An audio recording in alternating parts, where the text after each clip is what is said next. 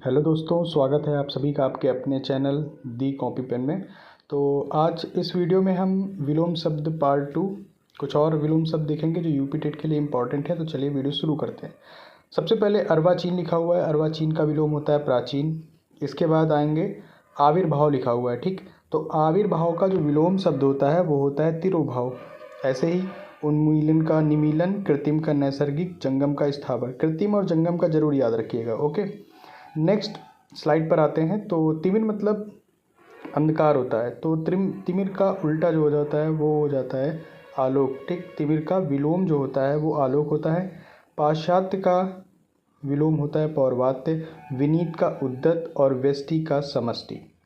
तो ये चारों ठीक है, क्लियर हो गए। इसके बाद नेक्स्ट स्लाइड पर लिखा हुआ है सृष्टि का प्रलय हो गया, शोषक का पोषक हो गया, उत्कर्ष का अपकर्ष हो गया, अनुराग का विलोम जो होता है वो विराग हो गया। तो सृष्टि, शोषक, उत्कर्ष, अनुराग, ये चारों आप एकदम से रट लीजिए, इम्पॉर्टेंट है। नेक्स्ट स्लाइड पर आते हैं। तो उसमें अनुज का लिखा है, अनुज का अग्रज, ये भी आप याद कर लीजिए क्योंकि काफ़ी लोग गलत कर देते हैं। आकर्षण का विकर्षण ईजी है। शाश्वत का क्षणिक, ये भी रट लीजिए। शाश्वत का होता है क्षणिक और ग्राह्य का होता है त्याज्य। तो शाश्वत, ग्राह्य और अनुज, इसमें ये तीनों आप एकदम से रट लीजिए क्योंकि कुछ विलोम शब्द होते हैं जो पेपर में पूछे जाते हैं अक्सर।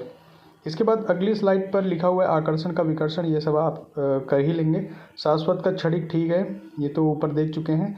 और इसमें ग्राह्य भी हो गया। और लास्ट में आपका चिरायु, इसका विलोम हो गया अल्पायु।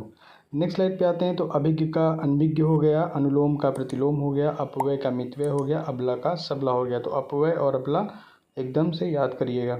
ठीक, नेक्स्ट स्लाइड है। अमर का क्या हो गया, मर्त्य हो गया, अमित का परिमित हो गया, अर्जन का व्ययन हो गया, अर्पित का ग्रहित हो गया, अलभ्य का लभ्य हो गया। ठीक, अमर, अमित, अर्जन, अर्पित और अलभ्य, ये भी आपको अच्छे से याद कर लेने हैं।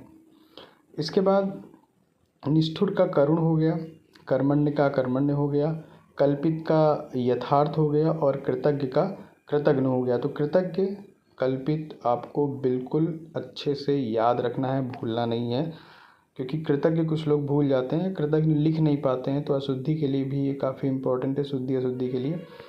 ठीक, इसके बाद कृश का पुष्ट हो गया, कोप का कृपा हो गया, क्षर का अक्षर हो गया।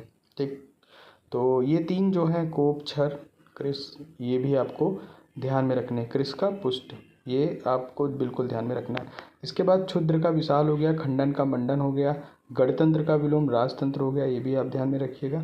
और संपन्न का जो विलोम शब्द होता है वो विपन्न हो गया। संपन्न का विपन्न, गणतंत्र का राजतंत्र, खंडन का मंडन, क्षुद्र का विशाल।